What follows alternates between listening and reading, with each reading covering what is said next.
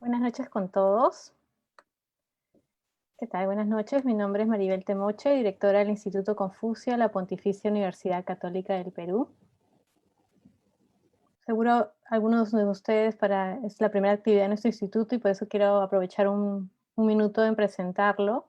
El Instituto Confucio es un proyecto que viene desde China, donde existen más de 500 institutos Confucios alrededor del mundo. En el Perú, el primer Instituto Confucio fue el nuestro, como mencioné en el video.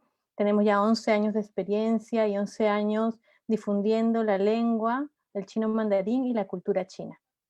Desde hace 5 años decidimos implementar ya círculos de estudio para profundizar en la investigación de temas muy importantes en general de conocimiento para todos. Y por eso desde hace 5 años formamos los círculos de estudios. Tenemos círculos de estudios en lo que es derecho, literatura y economía. Y el día de hoy, esta conferencia que estamos cerrando con broche de oro este año, ha sido coorganizada con nuestros círculos de estudio, la sección Derecho. Quiero agradecer primero de manera agradecer al ponente del día de hoy, que es nuestro exdirector Rubén Tan, fundador del Instituto Confucio y de los círculos de estudio, que todavía sigue su trabajo junto con nosotros como miembro del Consejo Directivo y también en los trabajos del Círculo de Estudio de Derecho. El día de hoy también está presente Ícaro Izarra, que es miembro del Círculo de Estudios de Derecho, quien nos va a compartir el trabajo que se realiza y nos va a dar más detalle de la conferencia del día de hoy y de nuestro ponente. Buenas noches con todos y a sacar provecho de esta interesante conferencia de derechos chinos. Ícaro. Muchas gracias por la introducción, doctora Maribel. Buenas noches con todos. Mi nombre es Ícaro Izarra, yo soy miembro del Círculo de Estudios Chinos, sección Derecho, y le doy la bienvenida a todos a esta conferencia, El Derecho Chino, retos entre la tradición cultural y su internacionalización, coorganizado entre el Instituto Confucio y el Círculo de Estudios Chinos, sección Derecho. El Círculo de Estudios Chinos Sección Derecho se conformó en el año 2015 a iniciativa de un grupo de estudiantes de la Facultad de Derecho de la Universidad Católica y del profesor Rubén Tan, exdirector del Instituto Confucio, quien nos acompañará hoy en esta conferencia. El Círculo de Estudios enfoca su actividad en el estudio de la cultura, el sistema jurídico chino, en un intento de comprender su complejidad y fortalecer las relaciones bilaterales entre ambos países a través de la organización de conferencias y producción académica en general. La presente exposición se ocupará de explicar la evolución del derecho chino contemporáneo, su relación con las tradicionales culturas chinas y la adaptación de este para el desarrollo del país y en su relación con Occidente. Para ello, contamos con la ponencia del profesor Rubén Tan, quien es abogado graduado de la Pontificia Universidad Católica del Perú, con especialización en Derecho del Comercio Internacional, Inversiones y Mercados Asiáticos, estudios de Filosofía y Humanidades en la Facultad de Teología Pontificia y Civil de Lima y de Maestría en Negocios Globales en la Universidad del Pacífico. Asimismo, realizó estudios de lengua y cultura china en la National Taiwan Normal University y de lengua y cultura coreana en Ayu University en Corea del Sur. Ha trabajado como asesor legal en la dirección APEC del Ministerio de Comercio Exterior y Turismo, MINCETUR, y ha tenido experiencias de trabajo en empresas de Taiwán y Shanghai. Fue coordinador y profesor del Diploma de Estudios Asiáticos, mención Estudios Chinos, organizado por la Facultad de Letras y Ciencias Humanas y el Centro de Estudios Orientales de la PUC. Es coautor, asimismo, del libro Las relaciones entre el Perú y China en 2011, con motivo de la celebración de los 40 años del establecimiento de las relaciones diplomáticas entre ambos países. Asimismo, fue fundador del Instituto Confucio de la Pontificia Universidad Católica del Perú, donde se desempeñó como director por el periodo de 12 años y actualmente ocupa el cargo de asesor del Vicerrectorado de Investigación de la misma universidad, como responsable del proyecto de fortalecimiento de las relaciones de la universidad con instituciones académicas de Asia. Sin más demoras, profesor Rubén, le doy pase para su ponencia.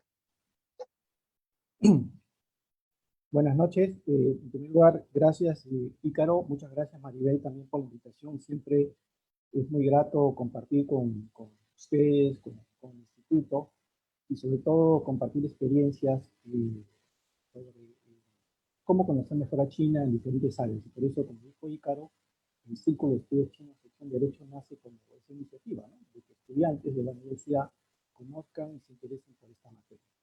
El día de hoy yo voy a hacer una cosa muy, dado el tiempo y también por la extensión de la materia, por supuesto es poco probable hablar de todo el derecho chino en 40, 25 minutos, pero le daré unas pistas de lo que significa la adaptación, como dijo, algunas leyes importantes y algunos retos que tenemos que hablar. Entonces, sin más, voy a compartir. Disculpa, Rubén, ¿podrás ¿Sí? acercar mejor el audio? Si escucha a veces ¿Ahora un sí? poco bajo. ¿Ahora sí? Perfecto. Sí, Ahora ahí sí, está ya. perfecto, gracias. Sí, ya. Gracias, Maribel, disculpa. Sí, entonces voy a compartir con pantalla. Un segundito, por favor.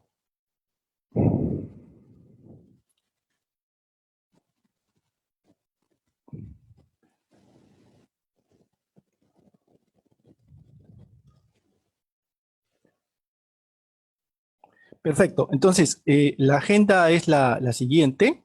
Voy a hacer una pequeña breve relación entre cultura y derecho. En segundo lugar, voy a hacer una breve descripción de la evolución del derecho chino. Posteriormente hablaré un poco sobre algunas leyes y acuerdos importantes que ha firmado China para su desarrollo. Hablaré de algunas perspectivas sobre la importancia del derecho chino hacia el futuro y algunos retos que nos competen para nosotros como país, ¿cierto?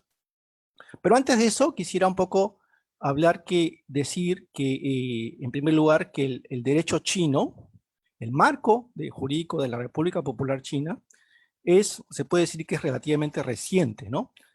Pero obviamente está relacionado con su historia, obviamente que hay, digamos, visiones mucho más atrás, ¿no? Desde la dinastía Qing, incluso muchísimo más atrás, por supuesto, por la gran historia que tiene China, pero en el chino contemporáneo, que el cual voy a hablar hoy, tiene que ver mucho con los acontecimientos históricos que permitieron que China sea el país que es hoy. Entonces, para estudiar primero el marco jurídico del derecho chino, como primera idea es que tenemos que conocer su historia, ¿sí? Entonces, y por eso es importante hablar de Deng Xiaoping, y luego pues de que, digamos, muere Mao Zedong en el año 76, y luego la entrada de Deng Xiaoping al poder en China en el año 76, a partir del año 78 en adelante, en el cual China comenzó lo que se conoce como el proceso de reforma y apertura, que en el año 2018 celebró sus 40 años, ¿no? Entonces, este proceso de apertura, que significa la apertura de China hacia el mundo a través de muchas reformas, permitió la relevancia del siglo de China como país importante en el mundo y su desarrollo impresionante en estos últimos 50 años, ¿no? Entonces, ¿cuál era el objetivo en este caso de Deng Xiaoping? Pues construcción de una economía de mercado socialista con miras a modernizar el país más poblado del mundo, es decir, materializar un socialismo con peculiaridades chinas. Entonces, como primera idea, para entender un poco el derecho, el marco jurídico chino contemporáneo, tenemos que hablar un poco de la historia y los acontecimientos que permitieron ese desarrollo. La serie de reformas que se hicieron tanto político, económico, social y por supuesto legal, ¿no? Entonces, desde que se fundó la República Popular China en el año 1949, pues se realizaron muchísimos virajes importantes en relación a la educación, la seguridad y otros aspectos. Obviamente que hubieron baches, digamos, algunos problemas, después de 1949, hasta los años 70, pero cuando se puso en marcha con Deng Xiaoping, ese conjunto de reformas que han dado lugar a lo que se llama el milagro chino por su desarrollo económico en un periodo tan corto de tiempo y que ha convertido a China en una economía mundial. Esto, por supuesto, determinó la modificación primero la modificación a nivel interno de muchas legislaciones, pero también lo que significa la inserción de China en el mundo a través de la apertura, a través del comercio, las inversiones, también todo lo que tiene que ver con la entrada, las importaciones, el comercio internacional en general, la economía en general, la apertura, por supuesto. Y entonces esto es importante porque nos permite entender luego cómo se entienden las reformas, tanto internas como externas. Ahora bien,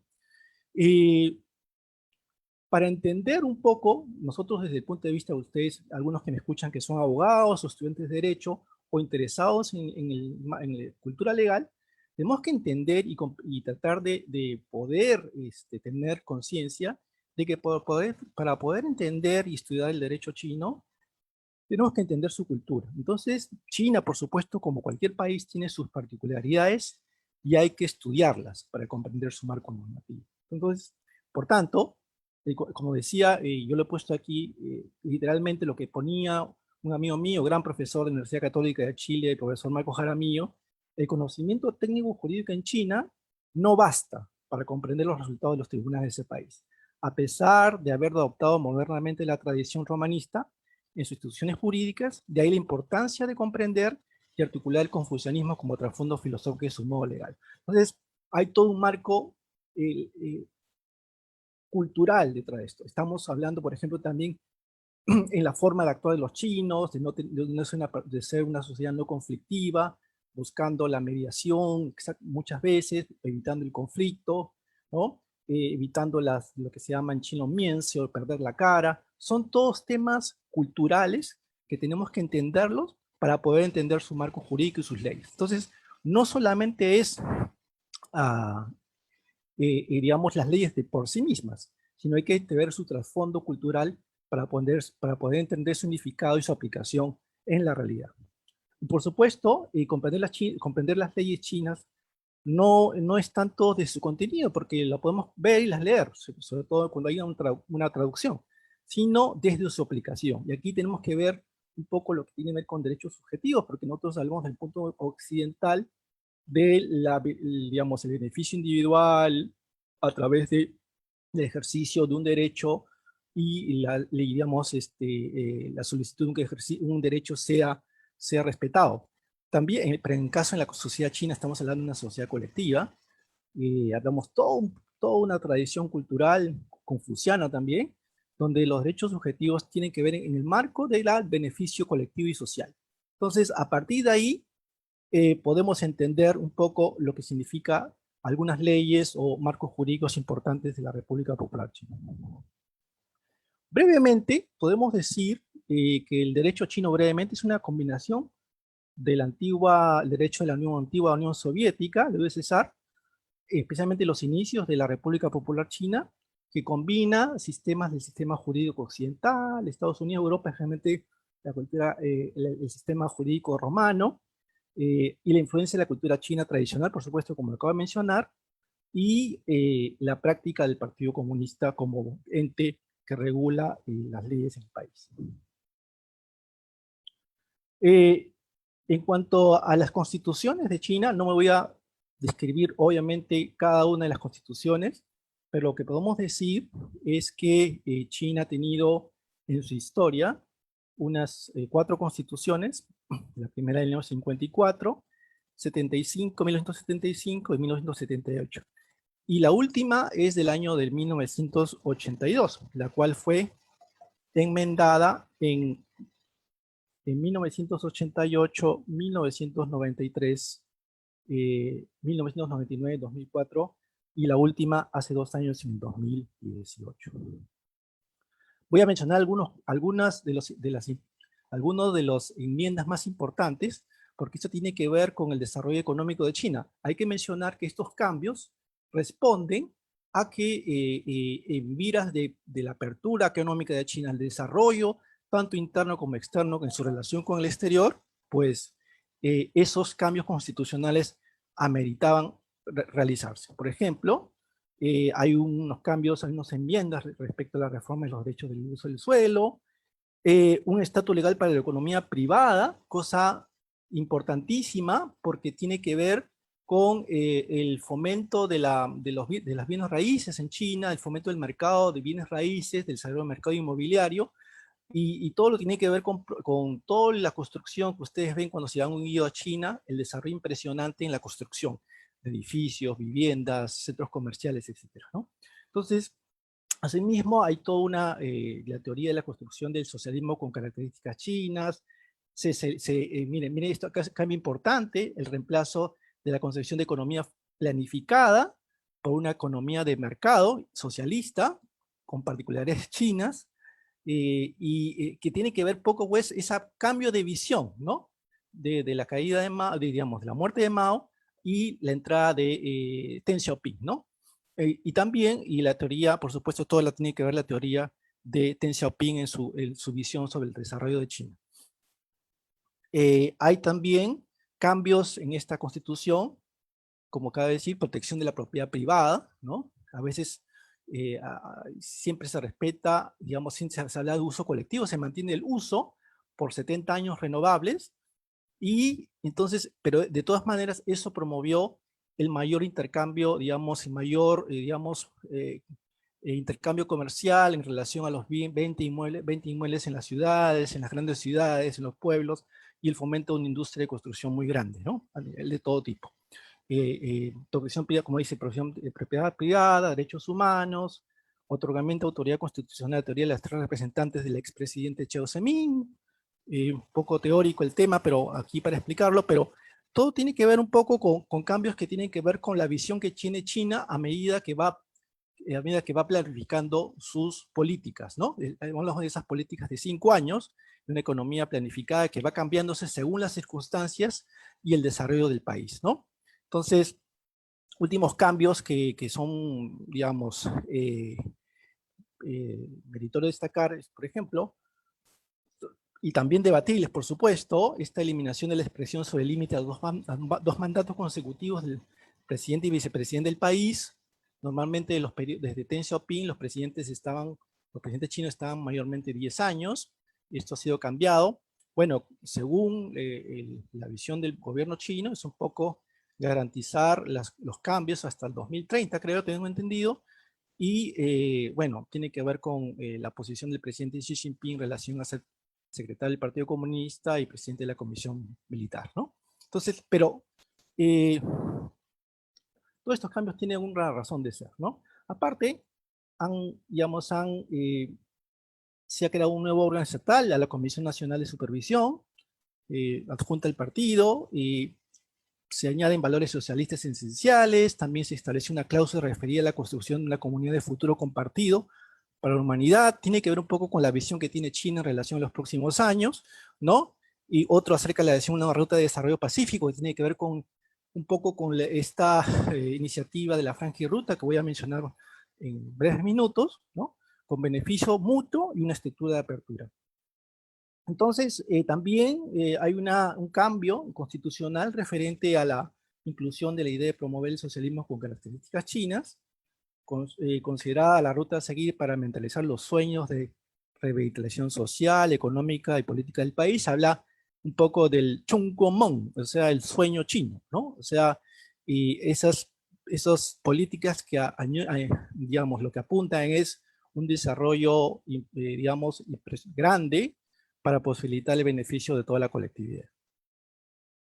Ahora, voy a mencionar un poco algunas leyes, no todas, importantes que se han dado en los últimos años recientemente en relación al derecho chino, que ustedes sea importante que las vean, las revisen. Hay versiones en inglés para que las estudien y vean, digamos, se puede hacer un estudio comparado, por ejemplo, con el derecho peruano, ¿no? Por ejemplo, este año, el 8 de mayo, se promulgó el primer Código Civil de la República Popular China.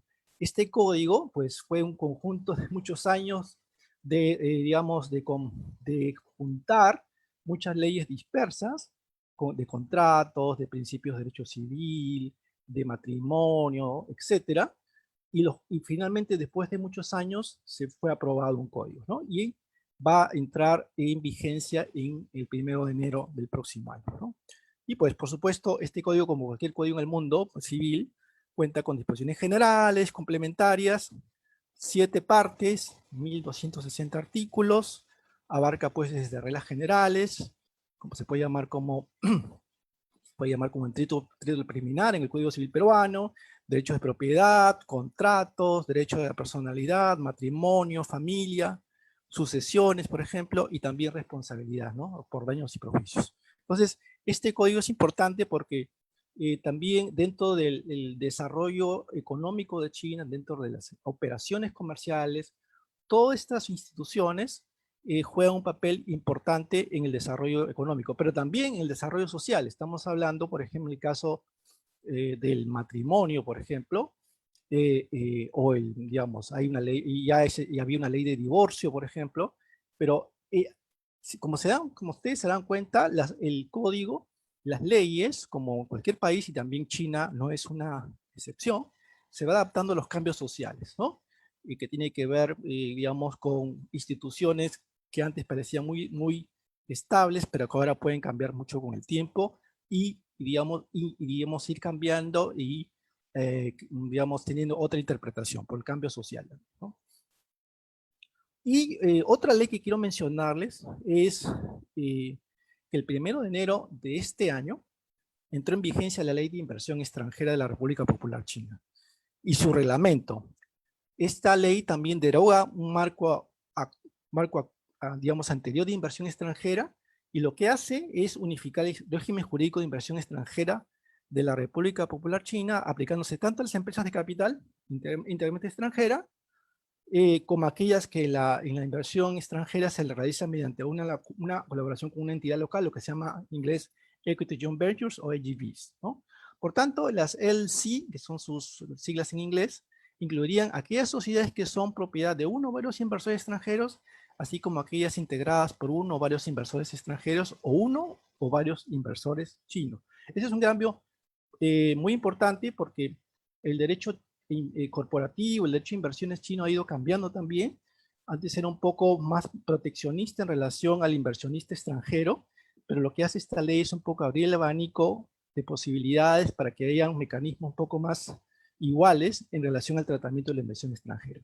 China ha sido uno de los países, creo que el país que ha recibido mucha inversión extranjera directa por muchos años en todo tipo de industrias, y por supuesto, este dispositivo, esta norma tiene el objetivo de adaptarse al nuevo contexto, porque, como ustedes saben, también China, con el desarrollo de los derechos, digamos, del nivel de vida de las personas, obviamente que también los costos de producción han subido, y otros países se están volviendo mucho más competitivos, por ejemplo, Vietnam, o qué sé yo, Laos, qué sé yo, y otros países. Entonces los costos de transacción han subido y por tanto China quiere seguir manteniendo una inversión extranjera del país, ¿no?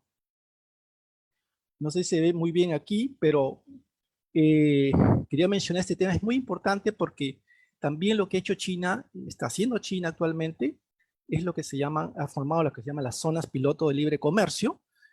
Como ustedes saben, una zona de libre comercio permite ciertos beneficios tributarios, algunas exenciones, algunas, digamos, facilidades para la inversión extranjera, ¿no? Y entonces tiene todo lo que se llama el 137163, es decir, todo desde el año 2013 hasta la fecha, digamos, se han creado estas zonas de libre comercio en diferentes ciudades de China, empezando por Shanghai el año 2013, y va bajando, Guangdong, Tianjin, Fujian, etcétera, desde el 2013, 2015, 2018, 2019 y 2020, ¿no? En Beijing, Hunan y Anhui. Entonces, se dan cuenta que eso va de la mano con un desarrollo planificado de China para promover el desarrollo no solamente en las ciudades costeras, sino en todas las ciudades del país. En ciudades del norte, del sur, etcétera, del centro y también incluso de la isla, como la isla de Hainan, ¿no? Entonces, lo que quiero mencionar aquí es que China fomenta este tipo de zonas pilotos de libre comercio para establecer lo que se llaman, ¿cómo se llama? Zonas de producción importante, como el caso, por ejemplo, ya desde Deng Xiaoping se creó la Zona Económica Especial de Shenzhen, que ustedes deben conocerla o haber escuchado, que es el actual, lo que se conoce como el Silicon Valley chino, está al sur de China, en la provincia de Cantón, de Guangdong, y se ha convertido en un emporio tecnológico mundial, ¿no? De hecho, pues la sede de Huawei está ahí, ¿no? Y produce tecnología a todo nivel. Ya no, lo importante aquí es que ya no se está cambiando el concepto de hecho en China, ¿no? Sino también avanza otro concepto, ¿no? que es producido en China, ¿no? O sea, mejor dicho, para una producción mucho más tecnológica, buscando la innovación, ¿no? Ya no producción, digamos, de productos de gama baja, sino de gama alta en general, de alta tecnología. Y China lo está consiguiendo. Como pongo aquí, una zona de libre comercio es una área específica, delimitada por determinado país, región dentro de su propio territorio, y donde se implementan políticas fiscales y regulatorias preferenciales especiales, ¿no? Entonces, ¿qué significa esto a nivel legal y que posibilita la inversión, la promoción de la inversión extranjera en China? Representa pues el movimiento principal de China para adoptar una estrategia más proactiva de apertura en la línea con la nueva tendencia de la economía de desarrollo global. Aquí tenemos, yo le pongo una foto de la zona de Lingang en Shanghai, ¿no? Es una zona impresionante.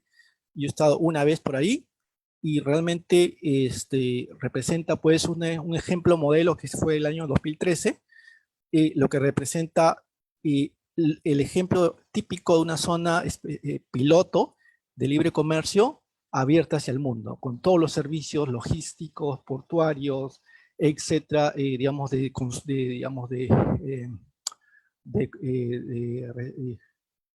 lo que tiene que ver con los contenedores, con los depósitos, perdón, almacenamiento, etcétera, y servicios portuarios. Impresionante. Y está de la mano con servicios bancarios, etcétera, ¿no? Ahora bien, quiero mencionar un poco, ya he mencionado un poco algunas cuantas leyes sobre la importancia que ha hecho del marco legal chino a nivel interno, pero también quiero mencionar algunas cosas importantes que ha posibilitado su gran desarrollo. Uno es todo el proceso legal que hizo China para su entrada formal a la Organización Mundial del Comercio en el año 2001. Pues, lo que hizo China para entrar a la organización fue toda una serie de reformas internas jurídicas y asumir la normativa de esta organización, es decir, toda una serie de compromisos de apertura y liberación de sus relaciones económicas para adaptarse al sistema comercial internacional. Entonces, eso es como cuando aplica, digamos, en una institución, tiene que adaptar ese marco legal al marco comercial internacional, porque justamente esta apertura lo que hace es que el país tiene que cumplir con compromisos internacionales y por eso tiene que hacer cambios jurídicos importantes también en su legislación interna. Y también está toda la gama de acuerdos comerciales que está firmando China con países para buscar el mayor intercambio comercial e inversiones. Vemos ahí toda la serie de tratados firmados actualmente por China, donde puedo mencionar, he resaltado algunos.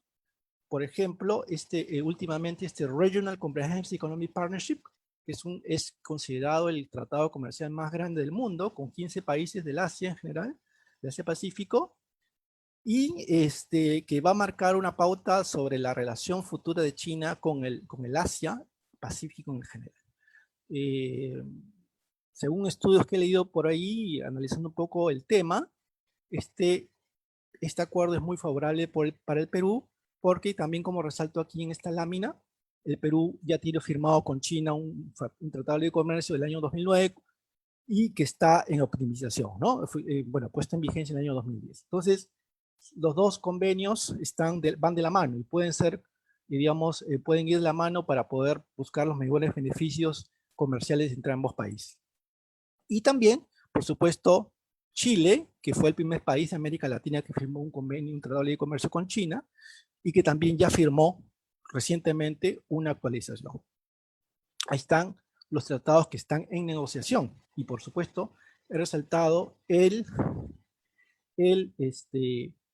Tratado de Libre Comercio entre Perú y China, que está en sus últimas rondas, y esperamos que el próximo año pueda ser firmado, ¿no?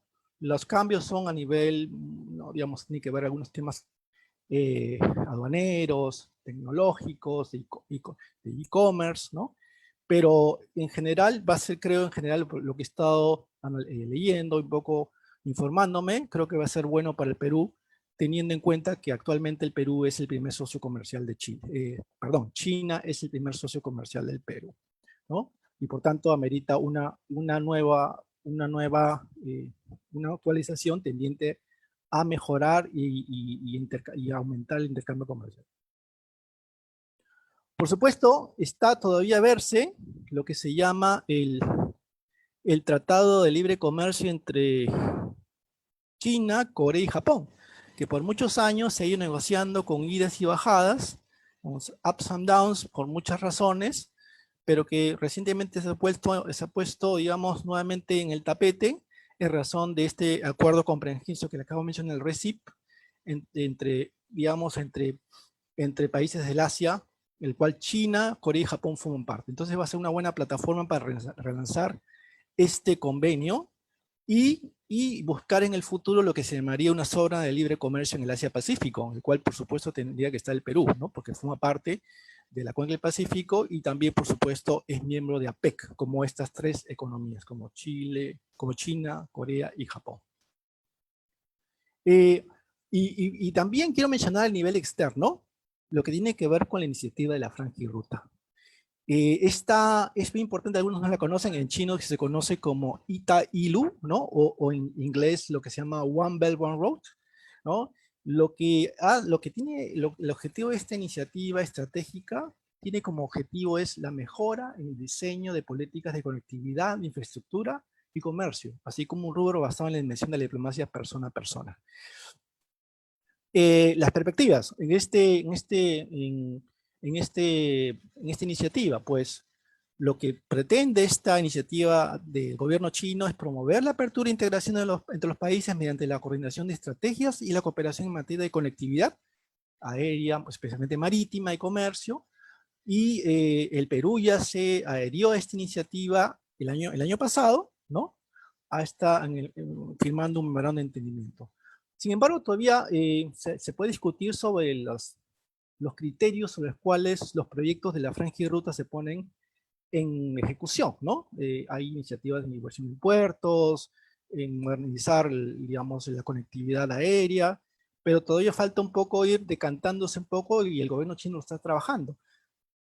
Quiero decir aquí que lo importante es que el Perú, digamos, ya dentro de esta iniciativa, tiene que ir armonizando, buscando la armonización del derecho comercial. Y, por supuesto,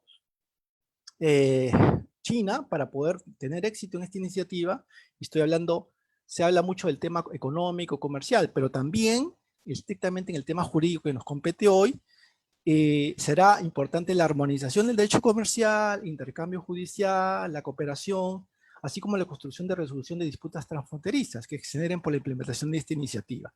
De hecho, que ya se formó recientemente una especie de Corte Internacional Comercial, algo así, el nombre, que tiene como objetivo en el futuro resolver controversias que se generen respecto de esta iniciativa.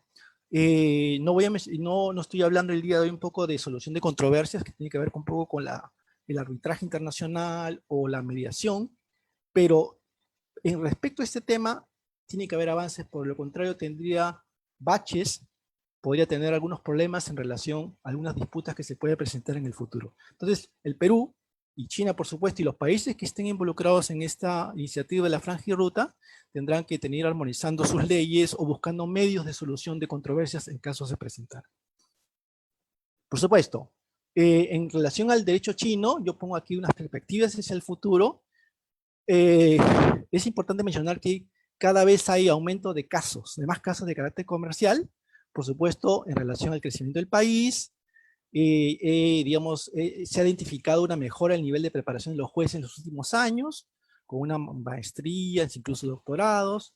Hay una mayor publicidad de las decisiones judiciales, ¿no? Lo que promueve la transferencia del sistema legal y beneficia la previsión jurídica en general, así como fallos independientes sin interferencia política. Bueno, podemos estar debatiendo también ese tema, por el tema de la independencia de jueces, pero también hay un trato mejor en los tribunales chinos en los casos de la vida real sobre derechos de familia, ajustado a las normas actuales, en torno a lo que pasa el día de hoy, ¿no? Y a los valores fundamentales socialistas y la adaptación a la sociedad actual.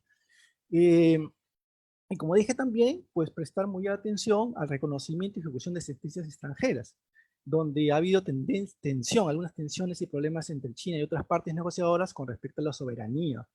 y las preocupaciones de seguridad nacional. Este es un tema muy importante. China firmó la Convención de Nueva York sobre ejecución de laudos de arbitraje internacionales, pero todavía hay algunas tensiones, es decir, el tema de la soberanía respecto a los fallos que particularmente pueden ser, digamos, en contra de China, ahí ha habido un problema. Entonces, en los próximos años, la idea es que sean unos fallos que se ajusten a derecho y que sean finalmente respetados.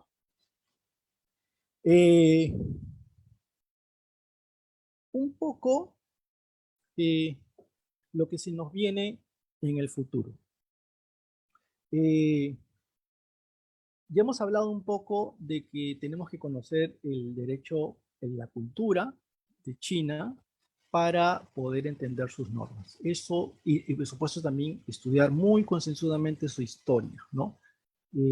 Para poder entender el significado del origen de las normas, su razón de ser y su adaptación al medio local y poder entenderlas, ¿no? Desde nuestra visión occidental.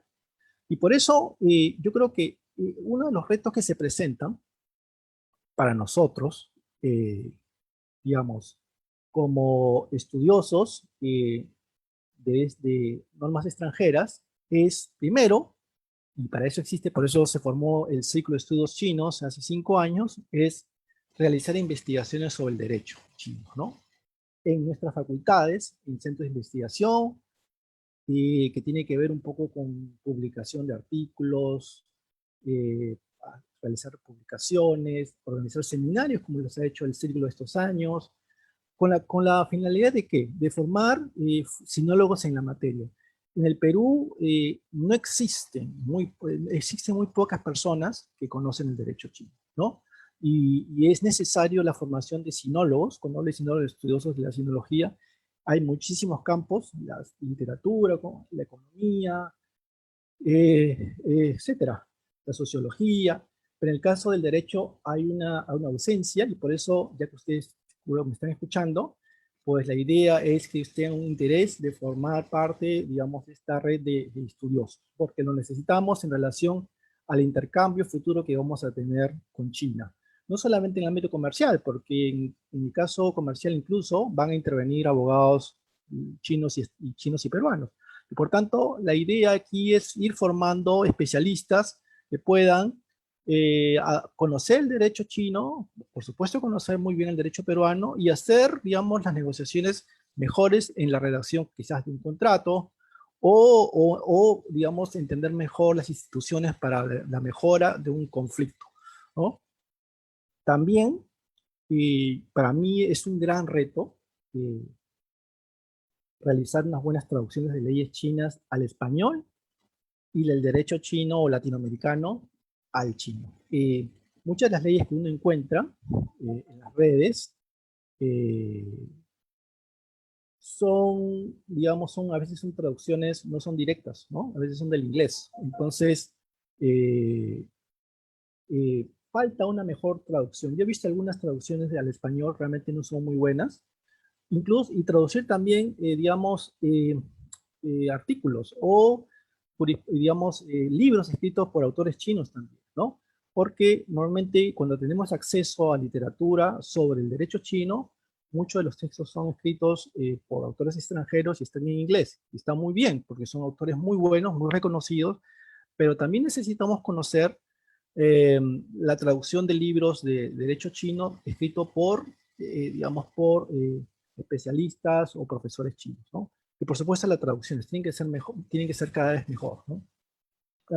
También sugiero en este caso, yo creo que para ir es una visión, digamos, prospectiva hacia adelante en relación con nuestro desarrollo como país y entender mejor a China desde este punto de vista jurídico, es quizás incluir la materia como curso selectivo en las facultades de Derecho con énfasis en ciertas áreas, ¿no? Mi colega y amigo también mencionó nuevamente el profesor Marco Jaramillo, que nos visitó hace un par de años aquí en Lima. Él fue pionero en América Latina al enseñar un curso de Derecho Asiático en la Facultad de Derecho de la Pontificia Universidad Católica de Chile.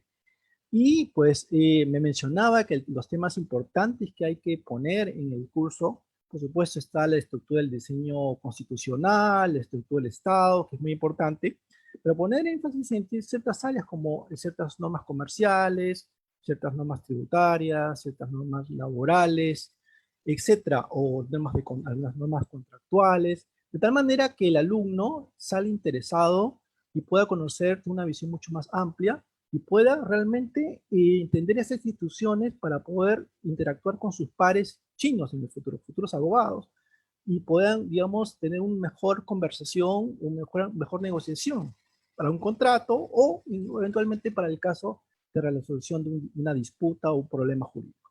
O, digamos, esto posibilitará también en la academia la mejora, digamos, de la literatura latinoamericana del derecho chino, que no es mucha, hay, por supuesto, en los países como, qué sé yo, pues como México o como Argentina, que tiene algunos avances, algo leído, pero en el caso de otros países todavía falta muchísimo, es muy poco. Y por eso este es objetivo, es uno de los grandes retos para poder entender a China desde nuestra visión. Y también traducción de nuestras propias normas, ¿no? En relación a este tema. También yo propongo aquí, perdón, también promuevo y sería interesante crear en el futuro alguna diplomatura, alguna maestría sobre China que incluya en su marco legal. Es decir, para entender a China en el punto de vista, digamos, en todo sentido, cultural, económico, sociológico, incluso su lengua, es muy interesante también incluir un curso de derecho chino, ¿no? Un curso, digamos, muy comprensivo en lo que acabo de mencionar, pero que le dé un marco importante, un conocimiento muy general al alumno en relación a la materia, ¿no? Una de las cosas que estamos haciendo en la universidad también es que se promueva el mayor intercambio de profesores y alumnos de China y el Perú para estancias cortas y largas. Es decir, que, digamos, profesores de derecho de algunas facultades prestigiosas de China, por ejemplo, vengan al Perú por estancias cortas para dictar algunos cursos, algunas conferencias, realicen una investigación y digamos, den la facilidad de que intercambien con profesores locales y intercambien conocimientos, intercambios de experiencia y, por supuesto, realizar investigaciones conjuntas, ¿no? De la misma manera, pues, deseamos también que en el futuro profesores de derecho peruano viajen a China también y tengan una visión mucho más cercana, porque no es lo mismo hablar sobre China y otra cosa es estar en China. Esa es una gran diferencia, ¿no? Muchos quizás hablen de China, pero no conocen, estando en China conocerán un poco mejor las instituciones. Tanto, digamos, a nivel como sociedad, pero también entenderán cuando escriban sobre derecho cómo se comporta la sociedad. Y por supuesto, importantísimo, es la necesidad de aprender el idioma chino para la negociación. Por eso, desde hace muchos años, por supuesto, de que fundamos el Instituto Confucio, esa es la idea, formar personas que tengan la capacidad de tener un conocimiento de la lengua que les abra oportunidades, digamos, profesionales y oportunidades comerciales también en muchos casos, ¿no? El idioma abre puertas y el chino abre en este mundo globalizado posibilitará realmente entender desde la propia lengua, no desde una segunda lengua que es el inglés, por ejemplo, la verdadera razón de ser de alguna institución china en China, ¿no? Y por eso yo los invito también a que tomen en consideración estudiar el idioma. No es fácil, no, mucho no quiere decir que es fácil, sino si uno le pone mucho empeño, pues lo logra. Y que conocemos, Maribel y yo tenemos conocimiento de muchas experiencias exitosas que de muchachos, estudiantes nuestros que ya están estudiando maestrías de Derecho Chino en China, ¿no? Y creo que eso es lo más importante para nuestro país, ¿no? Formar, digamos, sinólogos de esta materia. Mira, le pongo aquí un ejemplito, un pequeño ejemplo es el Código Civil peruano, traducido hace unos años, creo del año 2017, el Código Civil del año 1984, traducido al chino, el año 2017 creo, y está traducido al chino. No le he leído en detalle esto, pero ahí es un avance. Entonces tenemos que avanzar en esa cooperación entre universidades para la traducción también en sus propias lenguas, ¿no? Entonces, yo sé que el tiempo es muy amplio, estoy casi en la hora, Y nada, lo que he querido hacer es darles un panorama amplio, general, de lo importante que es aprender este derecho chino, estudiarlo a profundidad y haciendo estudios comparativos quizás con derecho peruano que posibiliten en el futuro un mayor entendimiento, no solamente de las normas per se, sino entendimiento de las culturas y que tiendan a unas mejores relaciones comerciales, políticas, diplomáticas, en este caso una mejor relación a nivel jurídico. Muchísimas gracias. Sí, sí.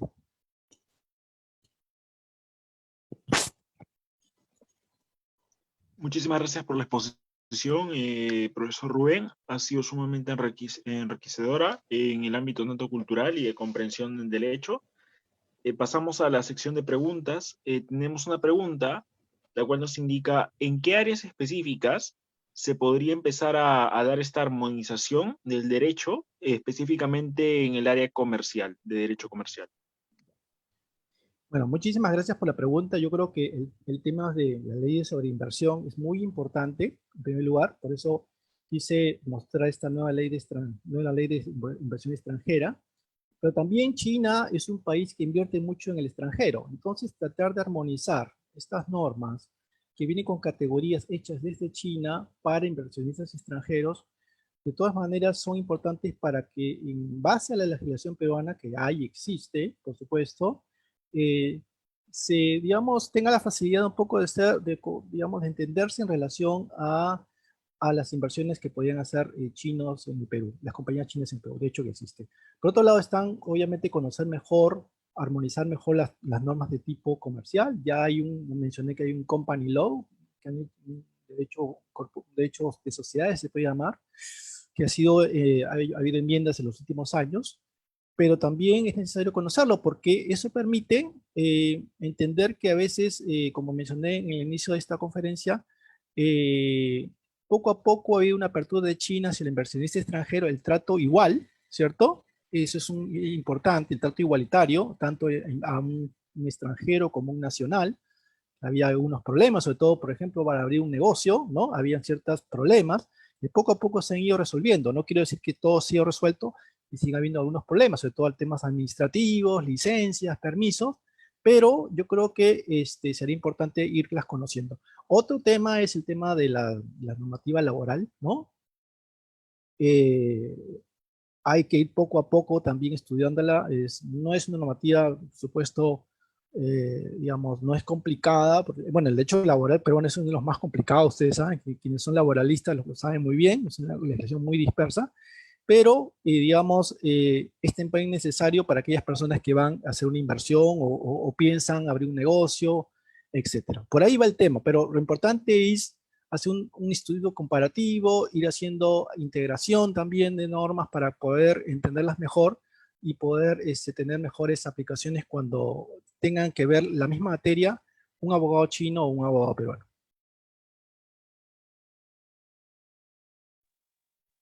Correcto, profesor Rubén. Tenemos otra que es un tanto más personal desde su experiencia. Nos preguntan desde Facebook, ¿qué recursos podría recomendar usted para, digamos, empezar a conocer o comprender el sistema judicial chino? Bueno, gracias por la pregunta. Mire, ya hay mucha bibliografía a nivel sobre todo en inglés. En español no hay mucha.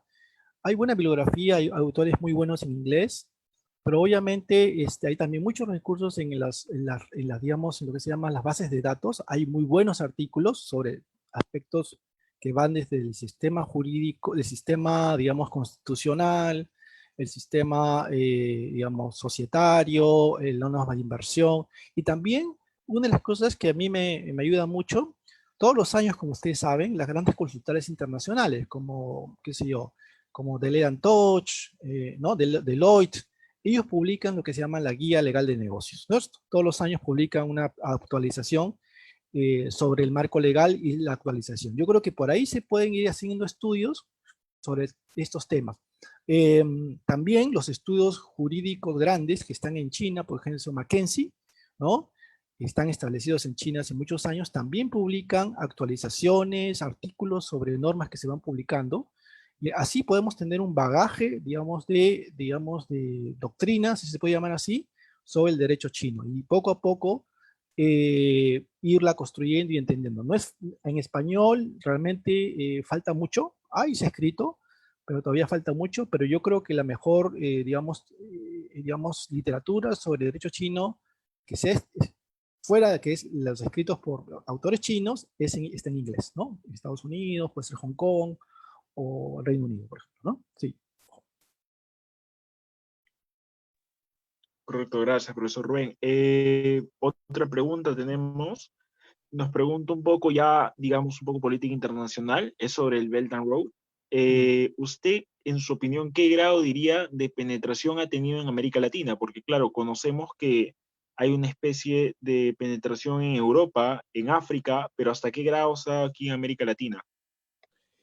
Bueno, yo creo que todavía la presencia, digamos, per se, digamos, hablando específicamente de Perú, digamos, la presencia de China en América Latina en grado de inversión ya es muy grande, ¿no? De hecho, en el Perú hay más de 170 empresas chinas instaladas y cada vez van aumentando y diversificando los sectores de inversión.